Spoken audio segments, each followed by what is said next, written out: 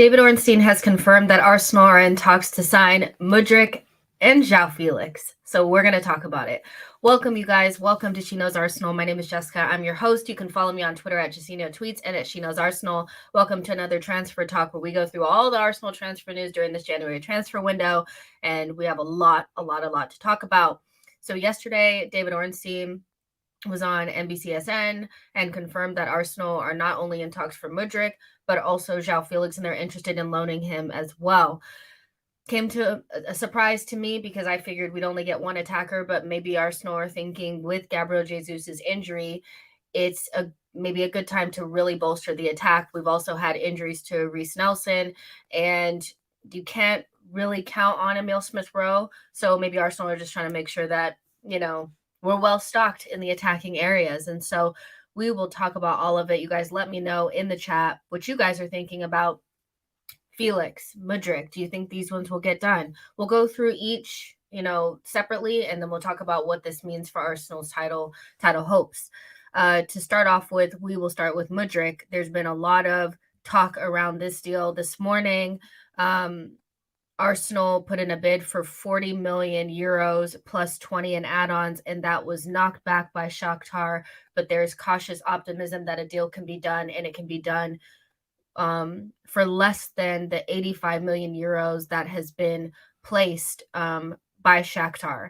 So from the very beginning, Shakhtar have been very vocal in the media around feeling like Mudryk is of the same level and caliber as Jack Grealish, Antony, wingers that have went for 80 to 100 million pounds.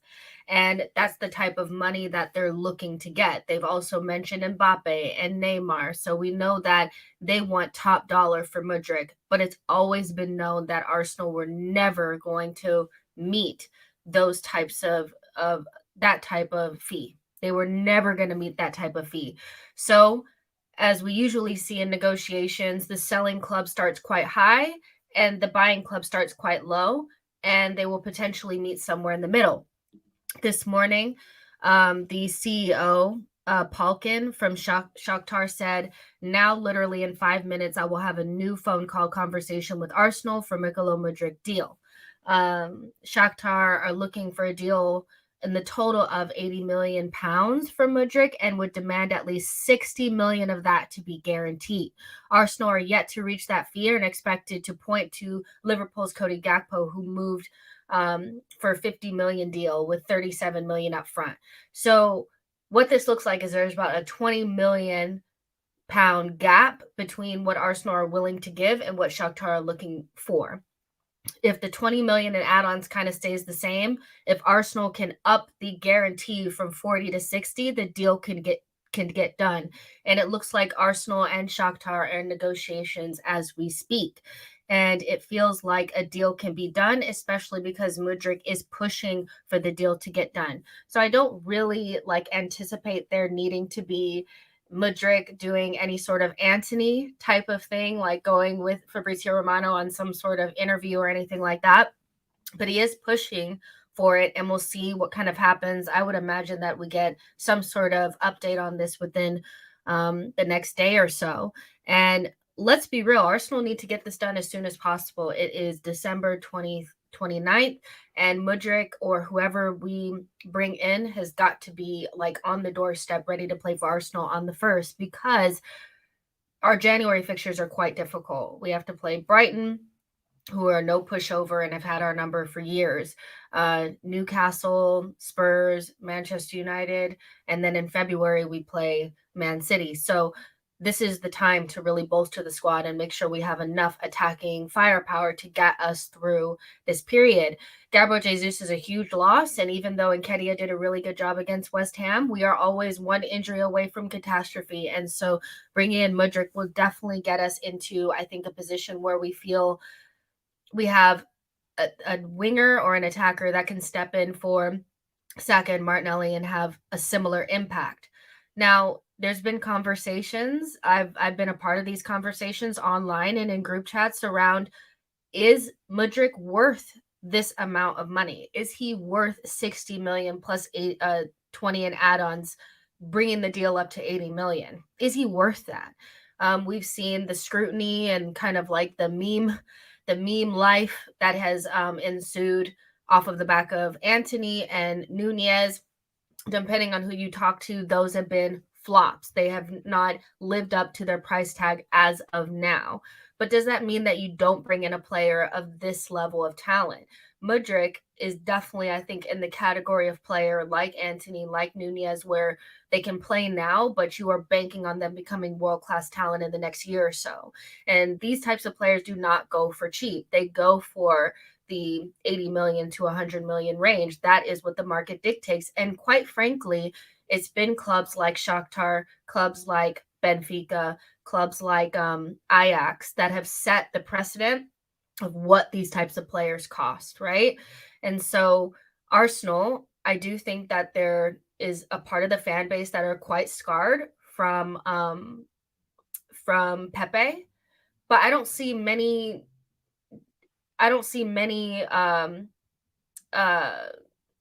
see the connection between Pepe and Mudryk because the age is different. Pepe came in his prime, where Mudryk is still considered a young player. One was brought in and it wasn't what the manager wanted. It was a completely different player for a completely different position. Mudryk will have been brought in with the idea that Arteta really wants him. And when Pepe came in, the club was in flux. It was in a very difficult period where things weren't really working. We were in between kind of like what Arsenal wanted to do. Raul was kind of running things. And now we're in a period where Arsenal are being ran well. And so I don't really see the connection between Pepe and Mudryk beyond it's a big fee. But let's keep it real. Like Arsenal are not going to be spending 30 million, 20 million, 4 million on attackers forever. Do you know what I mean? And so I think Arsenal fans definitely need to let go of Pepe and realize that this is what it takes. Let's see if there's been any sort of updates so far. It doesn't look like it. Yeah, we'll wait a little bit longer, but I'm keeping my eye on Twitter to see if anything changes, but right now we're still kind of waiting on an update on what happened with the second bid. So yeah, that's where we are. That's where we are with this. And you guys can let me know in the chat what you guys think, but are you worried about the fee and Mudryk being somebody that's not really been on the scene for that long? He's had a really good season in terms of the Champions League. That's where people really started to look at him and notice him. He's young, but he's relatively unproven, and he'd be coming to a big league to really bolster a team that is pushing for a title. Is that something that worries you? Live Inc. says, Jess, you're back. Yes, I am. Matt G says, I can't see us getting both Mudryk and Felix. I think it's more likely just Mudryk. Let's see. As Quay says, Ornstein just reported that Joao Felix is closer to Man United. Well, if he is, then he is, It was just like a couple minutes ago where they were saying that he was closer to us. So we'll definitely see what happens with that one.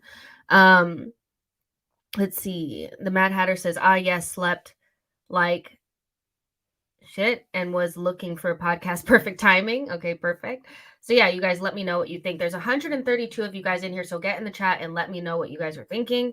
Tony says, I hate that people keep bringing up Pepe, entirely different regime, different coach, different everything. Edu Arteta have more than enough credit in the bank. And then at the same time, it's like we have spent so well to a point where I do think that you can kind of take a risk on a younger player that we're hoping will become something in the future without feeling like the club is going to fall apart. Most of our players we have bought for like very good fees. I think Gabriel Jesus, for what he is, 45 million is quite cheap. Zinchenko 30, Odegaard 30, Tomiyasu 18, Martinelli 4. Like there's been so much good done that I do think at some point you can take a little bit of a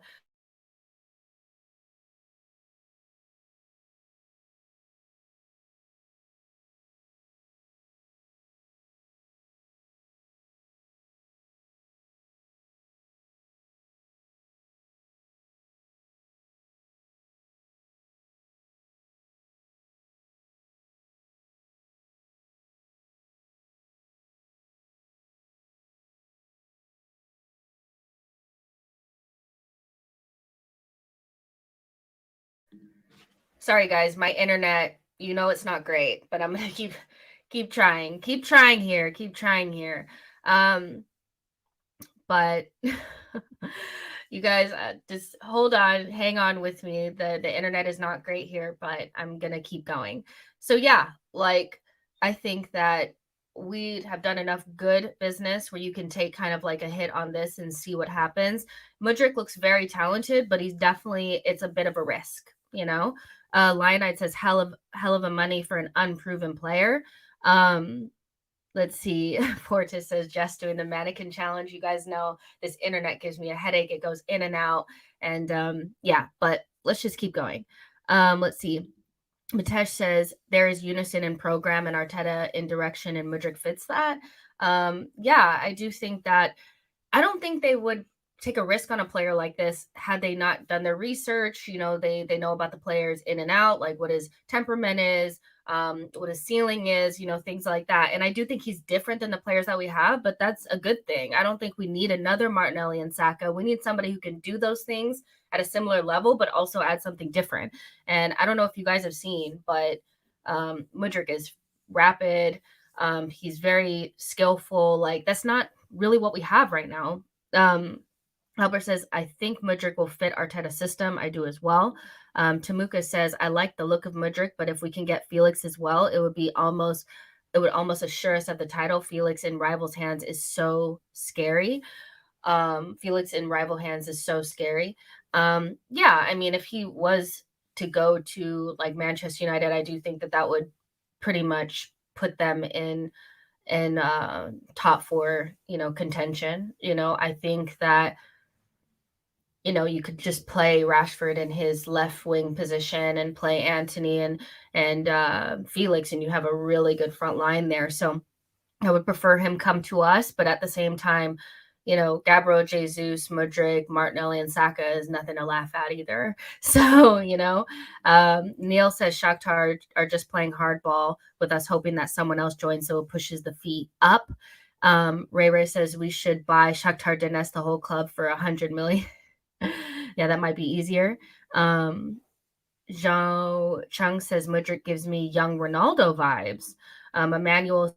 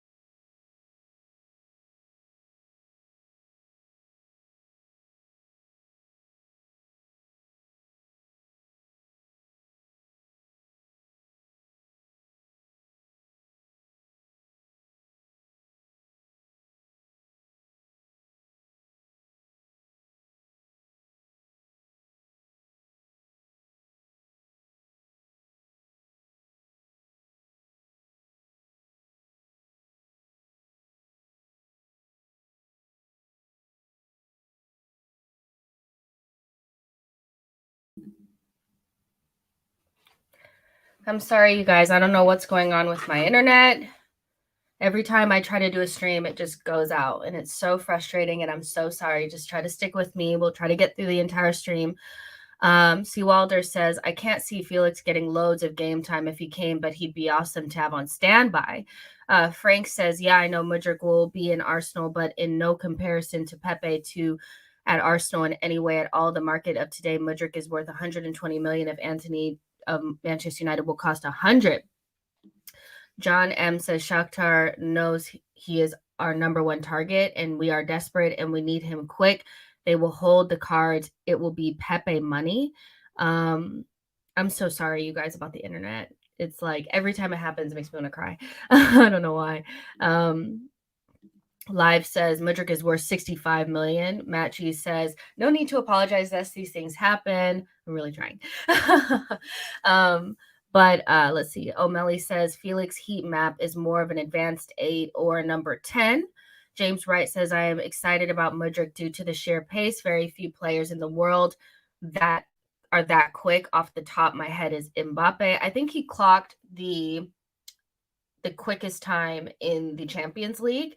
That's not to say that he's faster than Mbappe. Mbappe just probably hasn't had to run that hard yet, but he is very, very quick. And I think he's probably faster than Martinelli, and we know Martinelli is so fast. Khalid says we have to remember that we still have to play the Europa League in March. It'll be difficult considering all the teams that are still in it. We need midfielders and Mudryk. I know I see a couple of people going back to the midfield conversation, so we will circle back to that. But the one thing that I do want to say is that I know that Arsenal fans are really afraid about the price, or is he going to be good enough and this and that, or do we need to bring in a player like this because he's not going to be like, if he's not a guaranteed starter, then why would we spend that amount? We will be in Champions League next season. And if you look at especially the Premier League teams that are year in, year out Champions League level teams, look at their quality of attackers. Liverpool have Nunez, Gakpo, Diaz.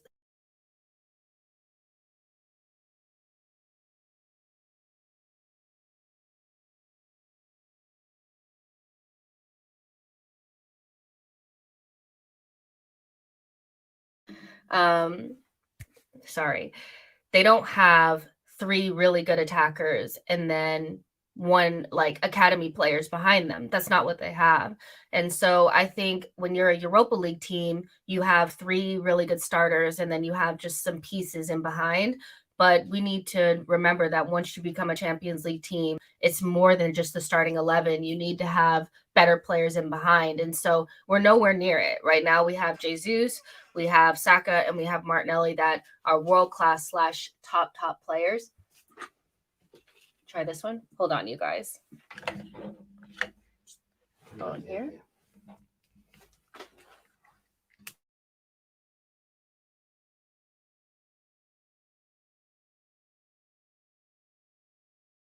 No, it went away. Okay, we'll try this. Thank you. We'll try this. But yeah, right now we only have 3 and we need more than that. And so maybe when we get to the point where we have Mudryk, we have Saka, we have Martinelli, we have Jesus, and we have one more, then the next one is an academy kid. The next one is a stopgap. But I don't really understand the idea of, we have enough now, because we definitely don't. And you don't only just spend money on players if they're guaranteed starters. That is kind of a Europa League mentality, and we need to be beyond that. Calgate says sometimes it's quality over quantity. Let's get Mudryk for the crazy price. Ferran Torres, Danilo, and Evan Ndiga. Come on, you Gunners. Neil says Mikel is building a squad full of quality players that compete and push each other to be better, so we can compete and stand a chance to win any comp we are in. Mitesh says Champions League, different level. Mudryk type player would allow to compete with big teams in 23-24. And let's be real, if Mudryk continues the way that he's going now, we won't be able to get him in the summer. So we need to get him now. Let's see. O'Malley says, agree, Jess, especially if we sign a bunch of free transfers in the summer, we have money to spend. Exactly. And I think, it's quality over quantity, like some of you guys have already said. I'd rather have 4 high quality players than 3 and then a bunch of kind of Reece Nelsons and Marquinhos type players in behind. I'm not quite sure what Eddie Nketiah's level is yet, so I'm kind of taking him out of the equation. But right now we have 3 players that are at a high level, and that's it. And no Premier League, Champions League team has that. They have more than that. They have 4 or 5 top quality players. Tamuka says, you are on point. Our squad needs to be increased with a view towards Champions League next season. We could buy players now with next season in view. Ezekwe says, I think we as Arsenal fans should push for new owners, even how good the Kroenkes have been. United are about to get sold to Dubai and Liverpool too. I don't see us competing with them financially. Yeah. I kind of understand what you guys, I get what people were saying. Let's see what the Kroenkes can do. I don't necessarily feel like our ownership structure or model cannot compete. They just have to be willing to invest, and they have to invest smart. But I wouldn't be surprised if the Kroenkes decide to sell within the next 3-4 years. I don't think they're talking about it now, but I think it's definitely in the pipeline. Especially if Manchester United are sold for between 6 million and 9. I think the Cronkies will look to sell when we are consistently in the Champions League. Crispy Rice says, I think Nketiah will be successful with the first team. Potentially, yeah. Like, he could be somebody, like, as long as he stays, like, he's reliable and he scores goals when he's out there, I don't think we have much to worry about in regards to him. Is he the answer? Will he ever unseat Gabriel Jesus? No. But that's not necessarily what we need at the moment. I think right now we need 2 more attackers that are at the same level as our starters, and then we have a good group of 6. I don't think Marquinhos and Reece Nelson are in that. And I'm not sure about ESR either, because I don't know where his future is in terms of where he will play. 6 million says, my issue with the deal is that Gakpo has reset the valuation they had previously, and I want to see us be firm in our negotiations and get that price down. We got robbed for Pepe. I don't want to repeat. That's a really good point. But is Gakpo at the same level as Antony / Nunez / like, what do you guys think about Gakpo? Because I also think, like, the market is only reset if we're talking about the same level of quality player. And I know that Gakpo has scored a shit ton of goals in the Eredivisie, but I have to be honest, like, outside of that, I don't necessarily see him being top 3-4 players in his position. So I think it's only reset if that player is seen as the same quality and level. And the teams that were in for Gakpo before Liverpool and Man United were kind of in for him were Leeds and Southampton. And I kind of do believe that Gakpo is a level below Mudryk, Antony, Nunez. Like, he's kind of below that level. So I understand what you're saying. And Gakpo is a really good player, but I still think that Shakhtar has really good leverage in negotiations because of Antony, unfortunately. So, yeah.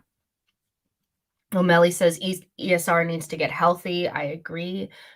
He's not really reliable at the moment, but he could be so good for us in the future, in the second half of the season.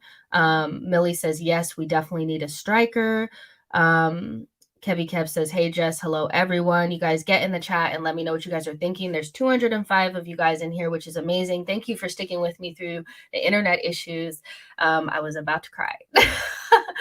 Oh my gosh. John P says, if our number one choice costs 70 to 80 million better than the player, better get the player we are confident about rather than second, third for 40 million, and we have to buy again in 6 months. It's a really good point.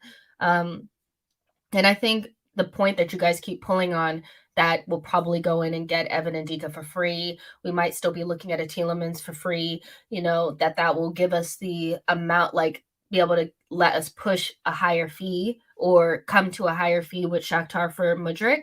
And what I read is that Arsenal anticipate Mudryk to be a world-class talent, like best in his position type. So if they believe that and they have the money, then I don't know why we'd be scared about it. You know what I mean?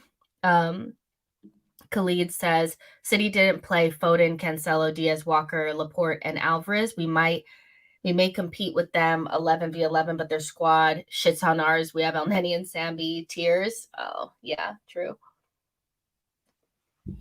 The reality is that there's not many teams that are going to be able to have the same level of quality that Manchester City do in every position, where they can rest almost half of their team for the first half of the season and let them come through the second half of the season. So we just have to do what we can, but I think we can do more, and I think the club are willing to do more. Joseph says, will Pepe return to Arsenal at his past best? What about Balogun? I think Pepe is done at Arsenal. He doesn't have a future. I think at the end of the season, he'll have 1 year left and he'll be 29 years old. And so I think he'll be looking to be sold, and Arsenal will be like happy to let him go. In terms of Balogun, he'll probably stay out on loan another season, and we'll see how he progresses. So yeah. Let's see. All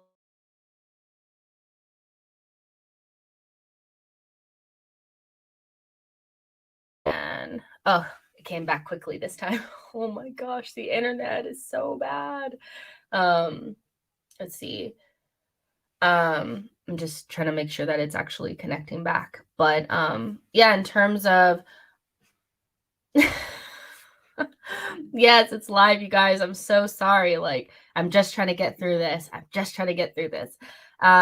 With the bench, there was one time at the beginning of the season where our bench looked kind of healthy. I think we had like Smith Rowe, Vieira. Did we have Smith Rowe? I don't know. We had Vieira. It looked kind of like we were okay, and then 2 injuries away, and then it was like done. So yeah, I think that we're probably like too shy of having like a good bench, and then obviously people have to come back from injury. So Tomiyasu really helps us out when he's there. If Zinchenko could stay fit, Vieira's in and out sometimes in ESR, and then we need like 2 more players, another midfielder and another attacker. And then Jesus is out. If Jesus is back in, then Nketiah is a strong bench option. I don't really count Sambi. I know that sounds so bad, but I said this on the last stream that I don't think he's going to make it at Arsenal. So we need a midfielder to replace him. So we'll see what Arsenal do. I mean, again, if Sambi leaves, then there's a space for a number 8, and then maybe that's where Tielemans comes in on a free. But Arsenal need to spend money on a DM, a young DM that could come in and push Thomas Partey. So yeah, we still have some work to do.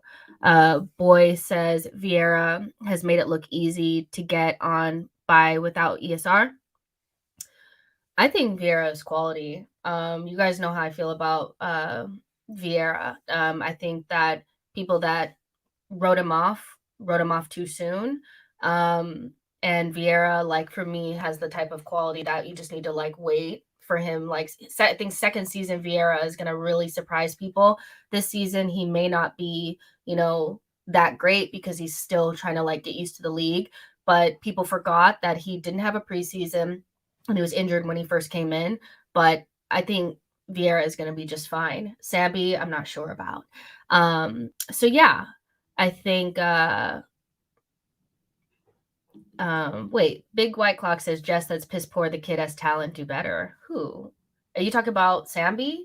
It's just my opinion. I know there's plenty of people that back Sambi and think he's really, really good. I don't necessarily see that because I don't see him stepping into Thomas Partey's position. And I also don't see him as a number 8 in the way that xhaka plays it now. So, I don't really know where he fits in. And I think that you can kind of see that he's falling down the pecking order. But it's not that I don't think that Sambi is a good player. I just don't know if he's going to make it at Arsenal in the way that we play and in the league being the way that it is. So, yeah. But at the same time, like, I could be wrong and Sambi could turn it around. But also, Sambi is not that young. Sambi is 23. So he's not like a kid. Do you know what I mean? And so I would have loved to see more from Sambi. I just feel like, yeah, he for me, he's not going to make it. But yeah, I understand that some people really back him, and that's fine. Khalid says Pepe coming back in 6 months, people forgetting that we sent him out on loan. That's 20 million guaranteed in the summer because Arteta ain't keeping him. I agree. So yeah, and also, people talking about midfield. We definitely need a midfielder. I would love for us to, if we bring in a left-sided center back for free and Ndika, I would like to see us maybe bring in a really good, like, midfielder. It doesn't have to be Enzo for 100 million, but somebody in the 50-60 million pound range that can really boost the profile of the team, whether that's a Basmati. I'm not a big Rice fan, but whether it's Rice or McAllister, somebody like that. Tielemans on a free would be okay to fit into that 8 spot, but yeah, I mean, that wouldn't make me like excited. Do you know what I mean? Like, I feel like watching Tielemans, I'm like waiting for him to like go back into his old form, but at the same time, like, Leicester are terrible. So yeah. Ali says, Jess, my club is looking at Caicedo after getting Gakpo. Thoughts?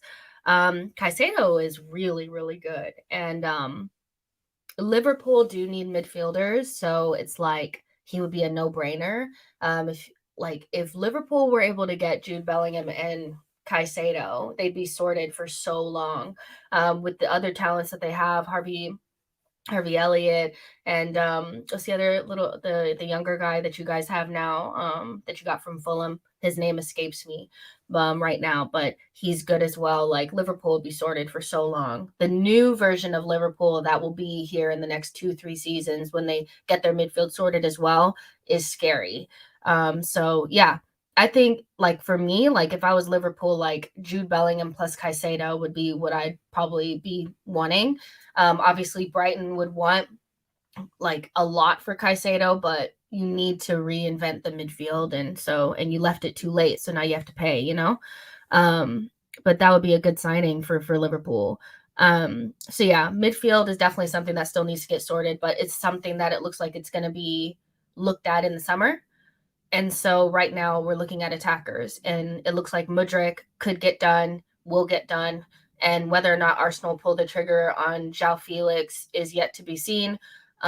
He has been offered to Arsenal and Manchester United, so those are the two teams that seem to be most interested in him. I know that there were reports that Manchester United can't afford his loan fee, and that Atletico Madrid also want like a permanent option that has to be exercised at the end of the season because they want that money. So I don't know, with the Glazers looking to sell, whether or not they're going to want to invest that amount of money. But Joao Felix is kind of like a generational talent that solves a lot of their issues with Ronaldo no longer being in the side. So I could see Manchester United pulling the trigger on this, but I can also see maybe Arsenal doing it as well because he's such a special talent, and that would Arsenal sorted attacking wise for a long time. You get Mudryk and you get Joao Felix, you're done. You know, you could just move on, and focus on midfield in the summer. But it's a heavy layout there for Joao Felix in the summer. It's going to be 100 million somethings, and I'm not sure, you know, that would be like investment that I've never seen from the Cronkies before. So it would really shock me if they got it done, but we'll see. We will see. Ali says, we want Jude for the summer because we can't get him now. So Caicedo is a great mid for now to push us to top 4. I think if you get Felix and Mudryk, you get the title. If we got those two and we did not get the title, it would be a total flop. There's just no way you bring in those two players and you don't get it. And I think the attack can paper over the cracks of a multitude of sins in behind it. So even if you weren't to solve midfield and we were to have some injury issues to xhaka / Thomas Partey, I think as long as you have attackers that people are really afraid of and you can score goals, you can paper over the cracks. And I think as a Liverpool fan, you can understand that as well. It's like, if your attack is really going, you can paper over the cracks of some injuries in behind. And so I think making sure you have goals no matter what is most important for Arsenal, with midfield coming second. Kevy Kev says, I think Felix will go to Newcastle. That would be a huge coup for them. I'm not sure if they're quite there yet because, I think Joao Felix would be looking for a project that is guaranteed Champions League next season. Does that make sense? Like, I don't think he wants to be in the Europa League, even though Newcastle's project looks like it's certain to be title winning in the future. I do think that, it's something that would be maybe a season too early, but they could pay him. So it's still an option. Khalid says Liverpool fans, what happened to Arthur Melo? Say less. So you guys, let me know in the chat what you guys are thinking about everything that we have spoken about. We've spoken about Mudryk. We've spoken about Joao Felix. We've also spoken a little bit about midfield. Let me check Twitter in the meantime and see if there's been any updates. I don't think there will be, but we'll just check anyway. Let's see. Seeing something about a first right of refusal in Odegaard's contract, to Real Madrid should he want to leave. I'm sure that they're kicking themselves. I know that they have Tchouaméni and they have Camavinga, and they're great players, do not get me wrong, but the way that Odegaard is playing now, I cannot imagine that Real Madrid are not looking at the decision to get rid of him and let him go to us for 30 million as like a mistake. OGC Nice want to make the transfer of 27-year-old right winger Nicola Pepe permanent. So that's also something that we've been speaking about on this stream, that Pepe will leave, and it is what it is, right? all the in the knows are lying and saying that they know the deal is done with Mudryk. We know that. We'll know when we know. We'll know when we know. So nothing new as of now, but nothing new as of now, but no news can kind of be good news as well, because I'm sure that they've been speaking. I know I said this at the beginning of the stream, but Arsenal, Shakhtar's CEO Palkin said, this was 4 hours ago, that literally in 5 minutes I will have a new phone call with Arsenal for Mudryk. So they've been talking. There's been more communication between the two clubs, and so no news can be good news sometimes as well. That they're still discussing it, and we haven't been rejected as of yet. There's about a 20 million gap in valuation on the fixed fee. So if Arsenal were to come up from 40 to 60 with the 20 million in add-ons, then that would probably be enough to get Mudryk to Arsenal. But we'll see what Arsenal put in for their second bid. Boy says Odegaard is straight up balling the season. I don't think he's missed a beat for me. Just about every touch of his has been productive. We're lucky to have him. That's all I'm going to say. The Mad Hatter says Odegaard is scary good. He really is. John P says, do you think Felix wages will cause problems in the squad? Well, I think the wages that he has now, if he doesn't come down on them, he would be the highest paid player at Arsenal. And so potentially, but at the same time, like, we're talking about, you guys could disagree with me. And we often disagree here at SheKnowsArsenal. I think Felix is a generational talent and has wasted time at Atletico Madrid. And if he goes to a team that plays attacking football, that plays free-flowing attacking football, somewhere like a Man City and Arsenal or Manchester United, he will flourish. And those types of players only come once in a lifetime, and they get paid the most. And so Felix, for me, where he is right now, if he were to come to Arsenal, would be probably our top player, behind, just right in the same category, right there with Jesus, Saka, and stuff. So I think it could cause an issue, but at the same time, he would warrant those types of wages if he came in and is the player that I think he is. If you don't think he's that player, then maybe you would think that the wages are too much. But when Joao Felix went to Atletico Madrid, he was that shit. He was that fire. Like, you know what I mean? And so I think he is still that player.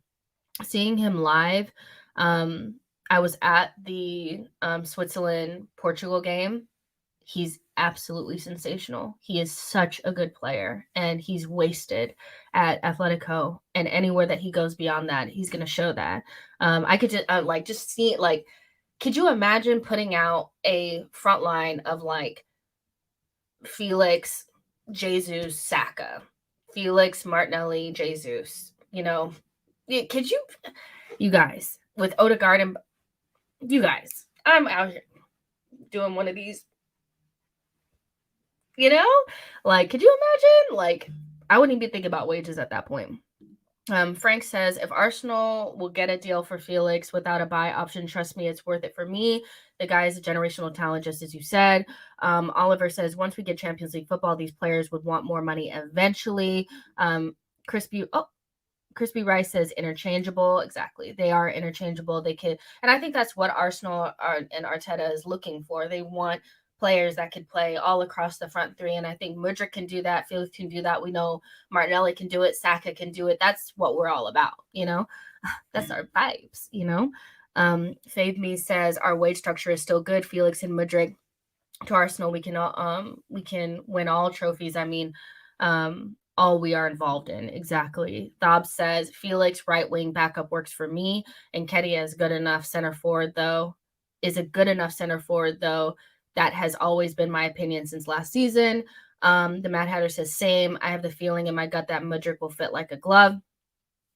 Let's see. Proud to be a Geordie says we need that dance if you win the league.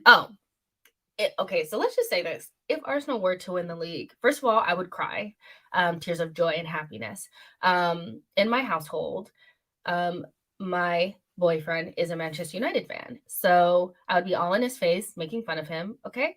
And then I would be in the streets doing one of these, doing my I'll be doing all types of dances, doing the heel toe, do everything. Like, I would just be out here in the streets. Like, you know what I mean? Because sometimes it's a once in a lifetime thing to see your team win the league, you know? So I would just be in the streets. That's all I needed. That's all you need to know. Roger said that was so cute. Do it again. No, I can't do it again. Once I've done it, like, I can't do it again. So yeah, we'll see what happens. But it's such a long way to go from here, you guys. Like, I know that it seems like the season is like halfway over, but we've only went through a third of the season. We have so much further to go, and we have a very difficult January ahead of us that I think is manageable. But it's going to take Arsenal being at their tip-top best. I don't think, like, in the first half against West Ham, we were okay, but you could tell that the cobwebs are getting blown off. But we're going to have to be, like, so good in January to maintain our position. Watching Manchester City, we know that they have clicked into second half of the season, Manchester City, so we're going to have to be damn near perfect. And that's going to take some reinforcements, and the Kroenkes are going to need to get that done. And so we'll see what happens with Mudryk. Again, Mudryk's the second bid should have already went in. If not, I'm not sure how it works. Like, I think all this stuff is done on WhatsApp, to be honest. Like, I don't think they're sending through faxes or emails. I literally think, they're WhatsApping each other. And so we'll see what happens with that. Felix, to me, I'm more 50-50 on. Like, he could end up at Manchester United because that seems like the best fit right now because they have a spot open and all that kind of stuff. With Ronaldo leaving, but we'll see what happens with Felix because Ornstein has confirmed that Arsenal are in for Felix, and then we'll see if Arsenal do anything else. Cedric is potentially could leave in January, so I don't know, maybe Arsenal do try to bring in a defender early, and midfield seems like it's something that's going to happen in the summer. Let's see. Mr. Banner says, I've not seen enough of Felix to pass judgment. What about Zaha? Premier League already would hit the ground running. I just don't see Crystal Palace in the situation that they're in right now, letting their best player go, even though looks like his deal is up, at the end of the season. I could see them letting him go on a free, or, agreeing a deal in the next couple of months or so for him to stay. But Zaha just seems like somebody that a lot of Arsenal fans still pine for, but I think that ship has sailed, and we should have brought him in instead of bringing in Pepe. But it's done, it just had to be done. Let's see.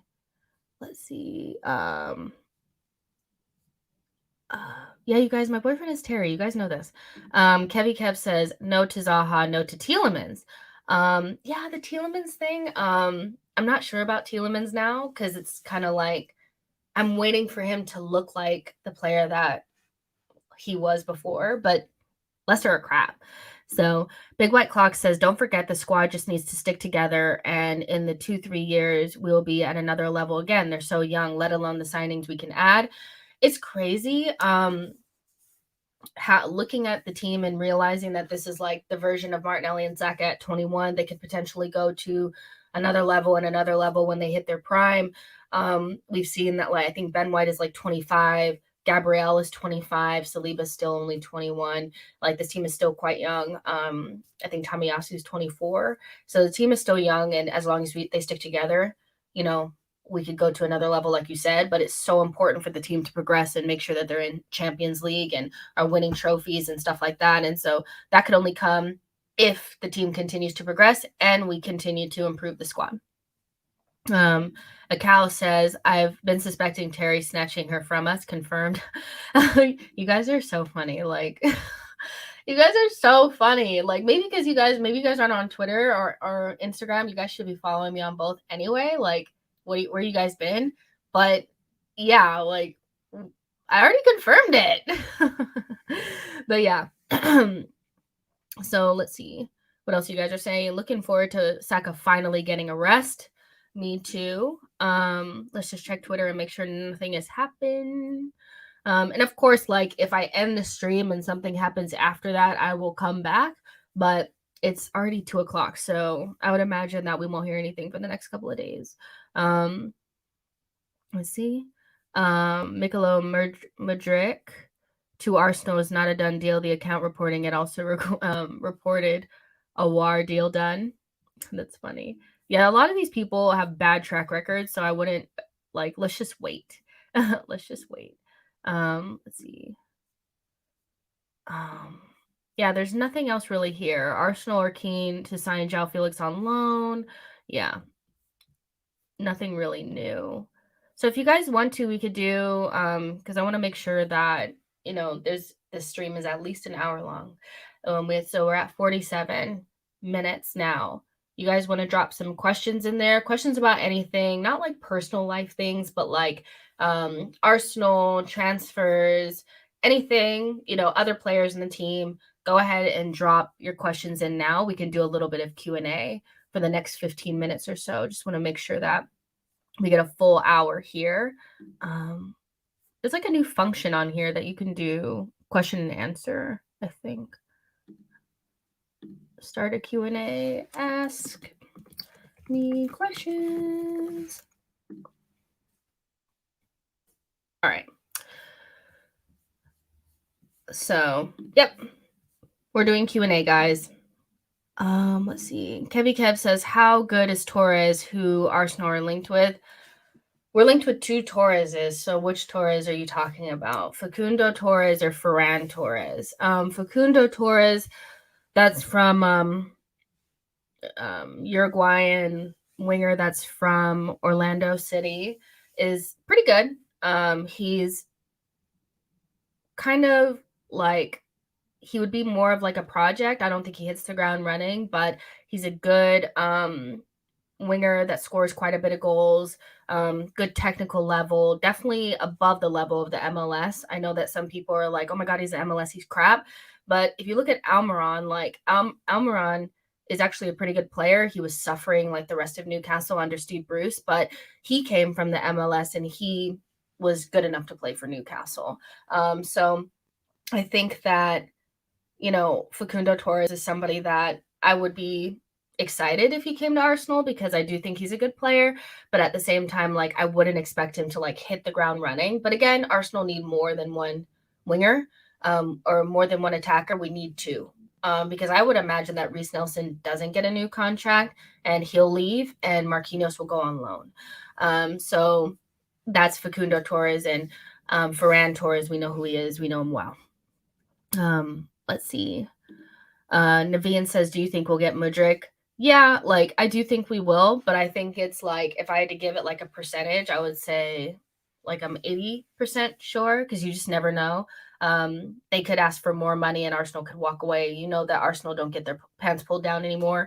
So I would say I'm 80% sure that we'll get him, especially because he's desperate to come to Arsenal. But we'll just have to wait it out. Boy says, when do you think Patino will be ready for the first team squad position? Here's my thing with kids from the academy. I do think that like people thought Patino was good enough straight from the academy to come into the team, and we saw quite quickly that he wasn't, even though he's really talented. This is his first year out on loan. I would like to see him out on loan again for another year and then come in the year after. I don't think that I want Patino to be, first of all, I don't think he'll get a lot of playing time next season because I imagine we'll bring in another midfielder or so. And so he won't be getting that much playing time. And I'd prefer him out on loan, getting good first team experience than sitting on our bench waiting on Europa League minutes, or not Europa League minutes, but like Carabao Cup minutes and stuff like that.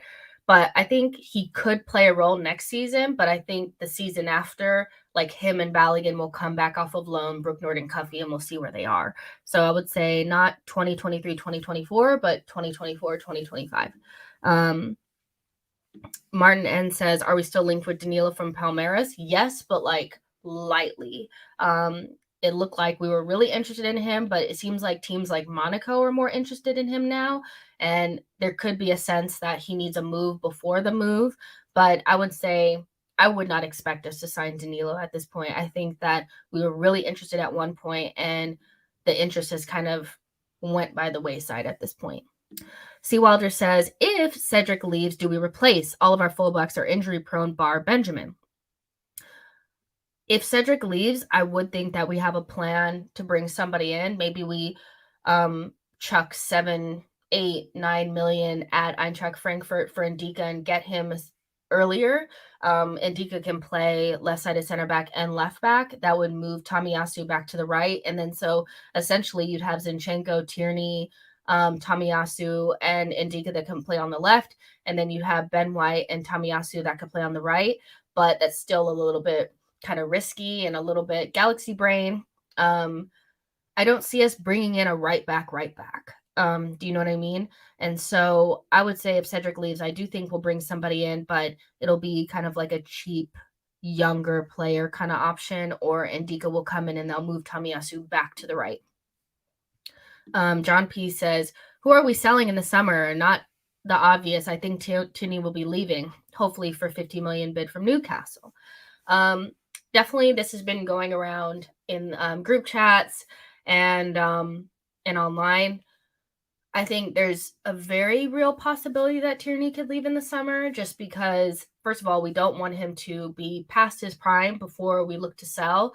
But as good as Tierney is, and you guys know Tierney is one of my favorite players, this hurts me to say, the team is evolving beyond him in terms of the way that we play and the role that the left back plays. I do think that there's room for variation, but I think the variation between left backs for Arsenal is Tomiyasu or Zinchenko, but there's not going to be really a need for a bombing forward left back that hoofs in crosses. And as much as Tierney, you see he's done a lot of work to try to learn how to play the inverted role, it just doesn't come naturally to him. And I also think that for Tierney's sake, he is a player that could play for a Champions League level team, can play for a top Premier League team that plays his style. He has enough experience. He's good enough. And so maybe for his own sake, he wouldn't want to be third choice, because right now he is behind Zinchenko and Tomiyasu. And so there's not going to be a lot of playing time there for him. And so I do think that Tierney could go. Reece Nelson will go. I think there's an opportunity for Sambi to either be loaned or sold, but I think it's more of a loan. Pepe, Maitland-Niles, Pablo Marie, Holding. I think all of them will go. El Neni, I think all of them will go. But yeah, Tierney will probably be. Oh, and Nuno. I think Nuno will be sold as well. So there's an opportunity to make money.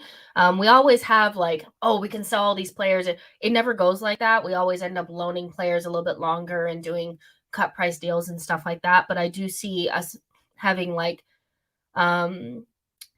Pepe, Nuno, and maybe even Tierney in particular, making a good amount of money for Arsenal. I do think it's it would be smart to look to sell Tierney if he doesn't fit what we're trying to do at left back anymore, because he's good, and it could be kind of like a an Oxlade-Chamberlain, a Iwobi type of move.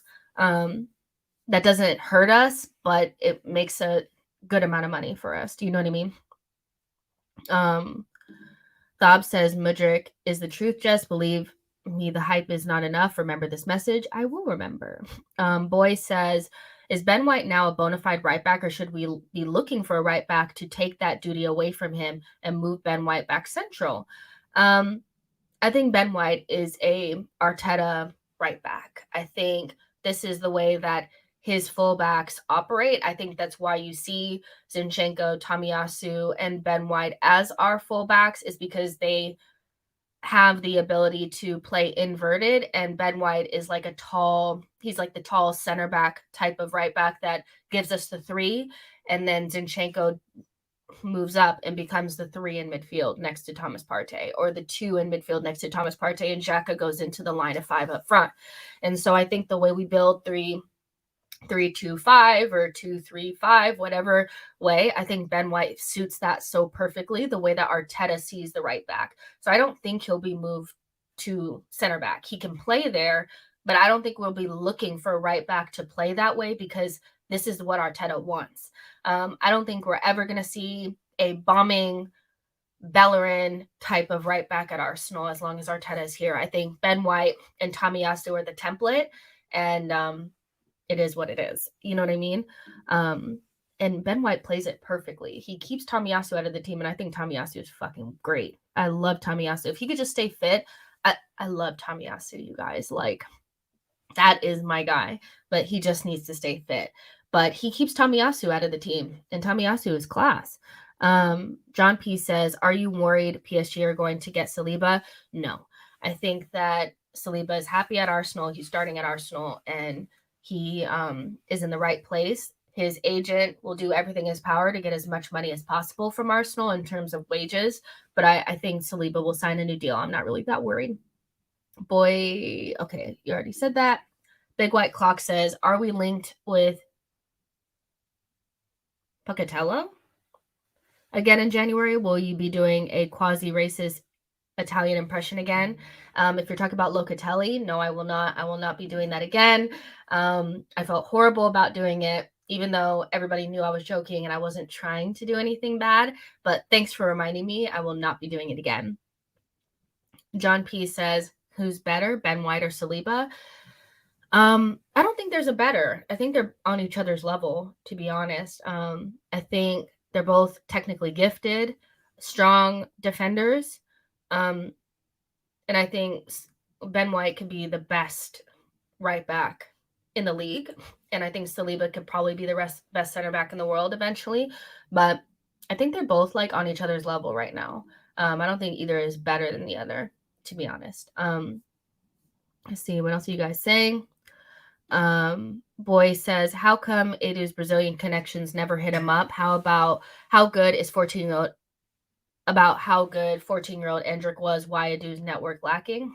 Well, we were like interested in Endrick, but the reality is that like I think there's several teams that have strong Brazilian connections. It's not just Edu and Arsenal. It's also Real Madrid, and it's also Manchester City. Very strong Brazilian connections. And so when you look at it, I do think that because of the way things have went with Rodrigo and you guys, his name escapes me for some reason. I don't know why. Vinny. It makes sense for him to go there because he can follow the same track and he can see that track very clearly. And Real Madrid were like willing to spend 60 million on a player that they're not going to see for 2 years. So I think his connections are there.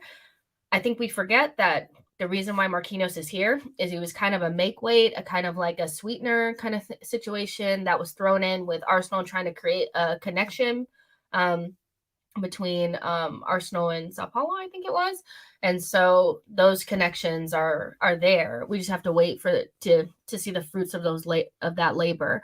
So we just have to wait and see how those things shake out. But at the same time, like there are other teams that have established Brazilian connections. And so Arsenal sometimes are not going to be at the front of the queue for these really good players. But I would imagine we do get some really good Brazilian youngsters over the next couple of years. Let's see what else you guys are saying.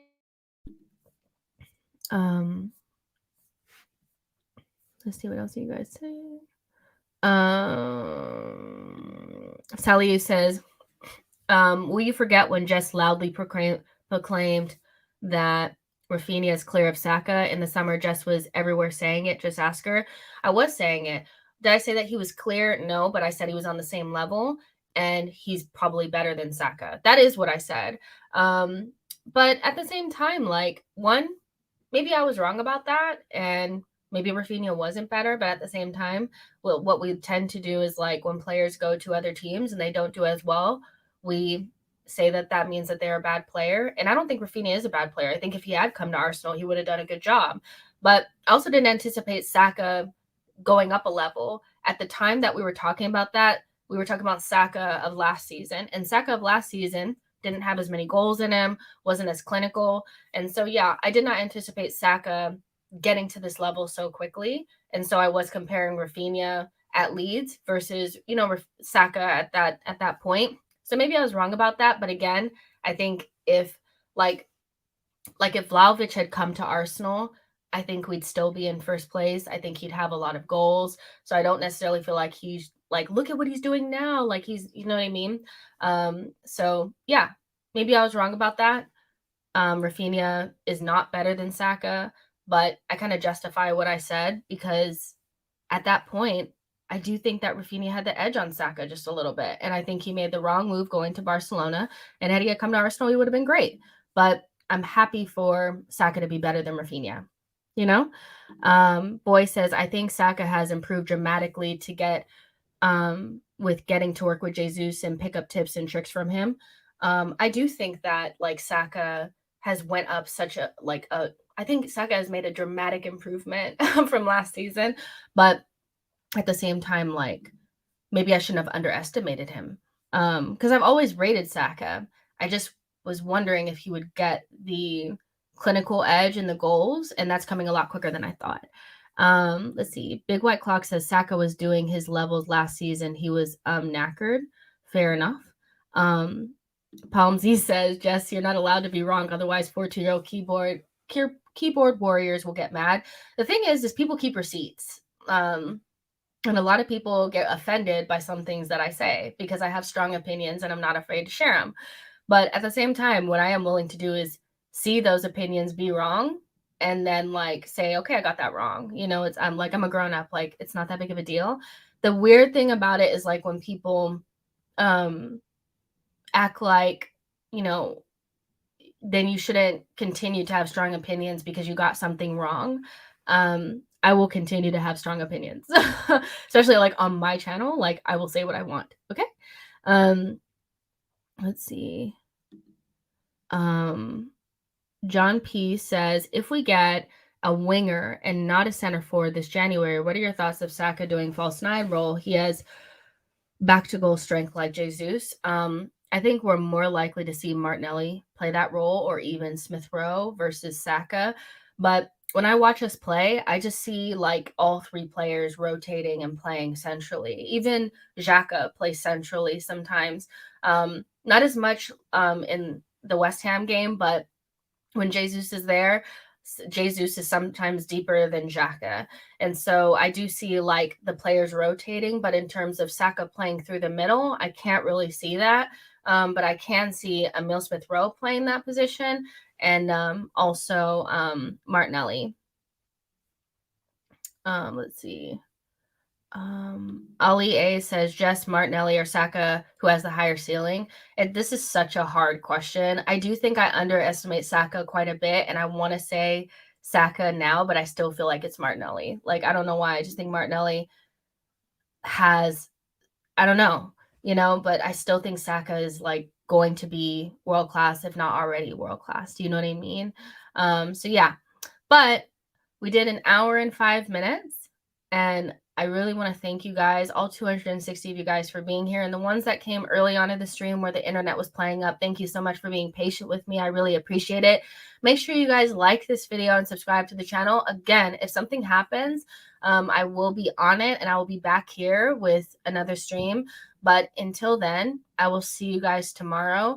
And yeah, let me know in the comment section, you know, after what you guys think about all the things that we talked about today. Felix coming to Arsenal, Mudryk coming to Arsenal, and is that enough to sustain a title challenge against the brilliant Manchester City that has a cyborg up front named Erling Braut Haaland? I'll see you guys in the next one.